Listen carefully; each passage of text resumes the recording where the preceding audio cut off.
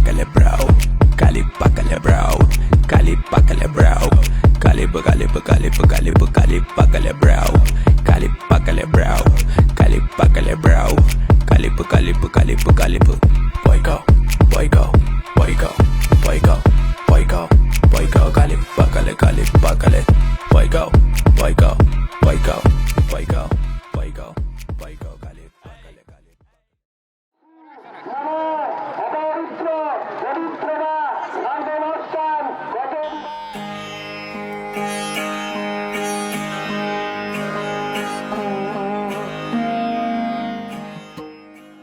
বাংলার বহু পুরনো এবং বৈচিত্র্যময় লোক উৎসব হচ্ছে চড়ক।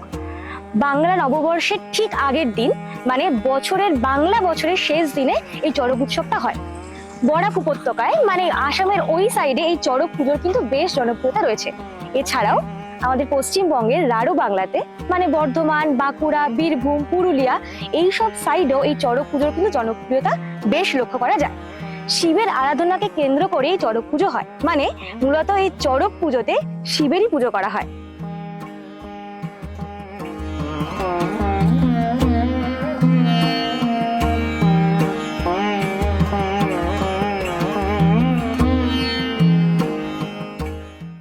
প্রাচীন বিশ্বাস অনুযায়ী মানুষ দুঃখ, কষ্ট, রোগ, ব্যাধি এসব থেকে বাঁচতে শিবের প্রার্থনা করা শুরু করে। মানুষ ভাবলো নিজেকে কষ্ট দিয়ে শিবকে সন্তুষ্ট করা যেতে পারে, মানে নিজেকে আঘাত দিয়ে শিবকে পুজো দেবে, এবং তখন থেকে শুরু হলো এই প্রথা।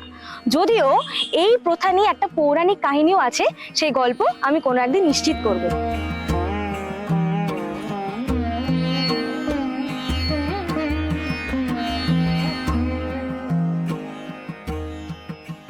মানুষ নিজের পিঠে হুঁক আটকে চড়কের গাছে ঝুলে বটিতে আগুনের ঝাঁপ দিয়ে নিজের শরীরে, পেটে, জিভে, মুখে শুল ফুটিয়ে মানে নিজের শরীরের রক্ত দিয়ে নিজের শরীরকে আঘাত দিয়ে ভগবান শিবকে তুষ্ট করার চেষ্টা করে।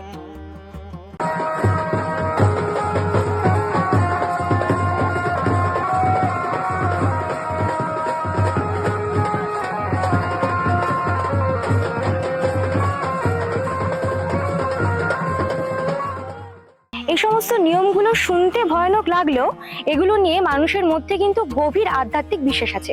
যেমন শরীরকে যন্ত্রণা দিয়েই আত্মার পরিশুদ্ধি, ত্যাগ মানেই ঈশ্বরের কৃপা লাভ, আর নিজেকে আঘাত দিয়ে নিজেকে কষ্ট দিয়ে সমাজের মঙ্গল কামনা করা যায়।